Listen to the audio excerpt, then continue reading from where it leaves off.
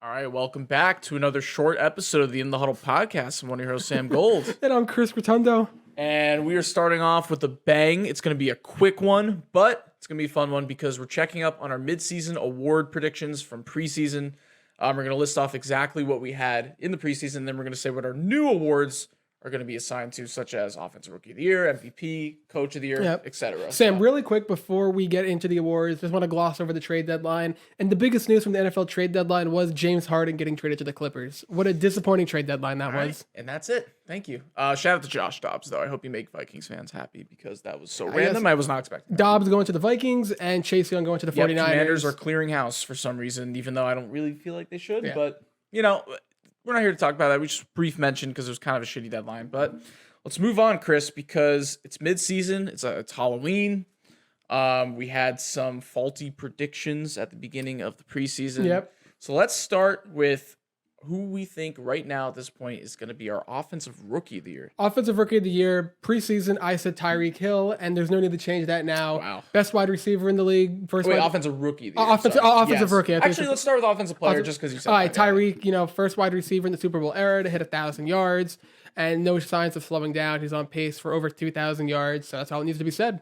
I had Amon-Ra, who is having a good season, but you just can't compete with the honest pace for over 2,000 yards. So, yeah, I have to agree. I have Tyreek Hill winning it as of right now. For Defensive Player of the Year, I had Micah Parsons, who's in that top, 3-4 conversation. But there are two guys, in my opinion, who are just outdueling, Micah Parsons. I know your answer, of course, so I'm just going to go a little contrarian, even though I think it's really close. Myles Garrett. You look back at that Colts game from a couple weeks ago. I mean, that's literally the definition of a game wrecker. He has 8.5 sacks. I know TJ Watt also has 8.5 sacks. TJ Watt also has an interception, but I think it's really close. I mean, you pair a guy who's had probably his best season already for a star and on the best defense in the NFL. I think Myles Garrett has a great chance. Before the season, I said Sauce Gardner from the New York Jets is going to win it. Bit of a obscure take by me right there. But I think it's TJ Watt. I think Myles Garrett and TJ Watt easily right now, the season ended, either one of them won. No complaints from me. But TJ Watt, he's just a complete game changer. Without him, the Steelers team is not what they are. With him, completely different. I know this is about this year, not last year. But you go back to the statistics. I can't pull them up off the top of my head.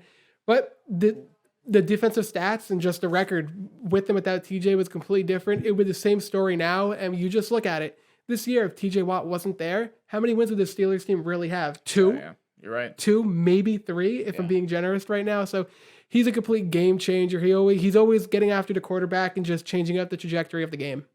Okay, let's do a comeback player of the year because I think it was pretty obvious that if this guy would have played the entire season, it would have been Damar Hamlin easily. We haven't really seen him. Yes, he technically made a start a few weeks back, but I think if he were to really start a full season, have a few highlights in there, that he would be an easy shoo-in. But honestly, I'm going to go Tua right now. I mean, we all remember he had multiple concussions last year. He missed a good chunk of that second half of the season, and right now he's honestly in the MVP race. So if he doesn't win MVP, even if he does, I think he still should be in the lead for the comeback player of the year. I'm going to stick with my pick from preseason with Damar Hamlin. Just the fact that he's here on an NFL team right now, sure. And I think he's going to win. The fact that everything that happened last year and how scary that was, just to witness not knowing exactly what was going on, and the fact that he's suiting up for NFL games, it's simply amazing, and he's going to win comeback player of the year. Okay, let's finally go back to Offensive Rookie of the Year. Chris, who do you have? Before the season, I said Bijan Robinson. I thought it was pretty clear. But I said it too. Now look at me. We're 1 week before this episode. 8 weeks in, I'm gonna go with the Texans rookie quarterback. Rookie, good pick. Absolute beast, CJ Stroud. What is there not to love about this guy? Helping me win in fantasy. Tank Dell and him, man.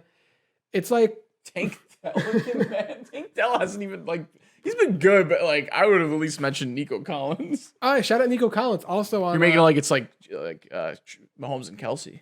Stroud and Tank Dell, man. Stroud and Dalton Schultz, like Edge and Christian back in the WWE days. Oh my gosh! If you slip in a WWE reference in every episode, I might just I'll slip an AEW reference in right now, and now they're in AEW together. Duking it out. What do I have? Oh, my Offensive Rookie of the Year. 1, 2, 3. Puka. Oh, fuck. Well, it's Puka. I don't disagree with CJ Stroud. He probably will win it, but let's be real. What's more fun? It's gonna be Puka, right? Like that's the more fun option. I don't care that Cooper Kupp is stealing his thunder. I want it to be Puka. I love Puka. I'm probably gonna get his jersey at some point. Like the man's just a legend, and if he keeps it up, if he gets over 1,000 yards, he could absolutely win it. The more fun answer is taking the Randy Orton to my Matt Riddle. Is this a football podcast or is this? What are we doing? Okay, Chris, did you hear about the? Oh my gosh, I totally forgot to talk about this. Did you hear like the new jersey brand Secundies? I'm not even gonna tolerate this. I was trying to get him. All right. Look, you were just doing playful, weird stuff. I was just trying as well. Okay, let's do defensive rookie of the year. Playful. What am I saying? Defensive rookie of the year. I had a guy who tore his ACL like immediately. So Christian Gonzalez, thank you for that. But I'm gonna switch over to Devon Witherspoon. All right. The cornerback for the Seattle Seahawks. I had Will Anderson, and he's been pretty quiet, but I'm going in the NFC, Jalen Carter, Philadelphia Eagles. Eagles, this defense, much improved, and he's been a big part of it. And it's the Philadelphia, Georgia defense, as we should say. Yeah, I'm not shocked about that. I mean, the guy's an absolute steal, and he's been overperforming already. Well, we got 2 more left. We got Coach of the Year. I had it being Doug Peterson. Honestly, he's probably top 5 right now in the race. But I think he's number 2 right now. Yeah, possibly number 2, but let's be real. We both have the same answer for this one. You're going to pick the guy with the best story at the end of the day. The team that's everyone loves, that they're good now. It's going to be the Lions. Dan Campbell. I feel like that one's pretty obvious. Yeah. I had Doug Peterson going into the year, and it has to be Dan Campbell at this point. There's this Lions team has turned heads, especially with us. If you saw our last video, our ranking episode, or the preseason episode where we had the Lions compared to where they are now, I think they've officially hit the win mark. No, they're just around the spot where I thought they would win that many games as they are right now. I had them at 8-9, so they're getting close. Okay, final one. This is a big one. We got MVP. I think we have different answers. I had Trevor Lawrence at the beginning of the season. It's tough to pick an MVP right now. They're really, honestly, I know it's not going to happen. There's like 4 or 5 guys that you could say, and I wouldn't call you crazy. I legitimately think if Tyreek Hill gets 2,000 yards, he has to win it, but he's not going to. They just give it to quarterbacks. So I had to pick the next guy down who's paired with Tyreek Hill. If he stays healthy the rest of the season, it's going to be Tua.